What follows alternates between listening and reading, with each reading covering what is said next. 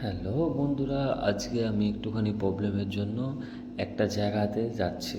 সেই জায়গাটা হচ্ছে ব্যাংক, বিআই বিআইএসবি ব্যাংক।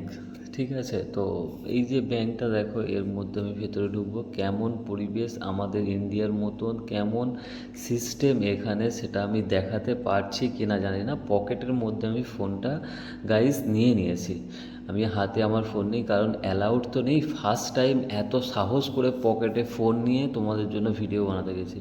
তো আমি শুক্রবারে আমি টাকা তুলতে গেছিলাম এটিএম থেকে। তো টাকাটা মানে তুলতে গিয়ে দেখে না নাম্বারে ব্লক হয়ে গেছে, আমার এটিএমটা ব্লক হয়ে গেছে। তো এখন ইনি ইনি ওয়াচম্যান, ইনি হচ্ছে ওয়াচম্যান।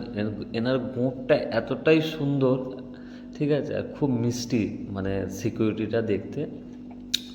তো আমি ওনাকে বললাম যে আমার কার্ডটা একবার চেক করুন। তো উনি কার্ডটা চেক করলো, দেখলো যে কার্ডটা ব্লক হয়ে গেছে। তো আমাকে একটা স্লিপ তুললো, এই বোর্ডটা থেকে আমাকে একটা স্লিপ দিতে বললো, দিয়ে আমাকে এখানে যেতে বললো।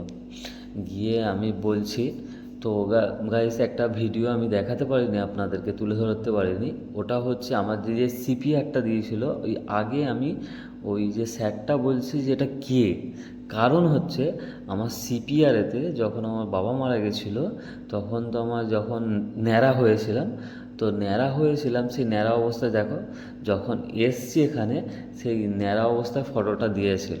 হালকা হালকা চুল উঠেছিল। তো সেই জন্য আর এখন যে আমার মাথায় ভর্তি চুল আছে, সেটা ডিফারেন্স হয়ে গেছে। ঠিক আছে, ওই জন্য বলছে হুজ দিস, কে তুমি। এটা সিপিআরটা, এই দেখো, এটা হচ্ছে আমার সিপিআর। এটা সিপিআর এই কারণের জন্য, এখানকার পাসপোর্ট আমার নিয়ে নেয়, পাসপোর্ট নিয়ে এইটা দেয়। এটা হচ্ছে এখানকার সব কিছু অ্যাড্রেস প্রুফ এতে যাবতীয় সব আছে। আর আমার মুখটা একটু শান্তি হয়েছে, আর সিপিআর নিয়ে দেখাচ্ছি তোমাদেরকে।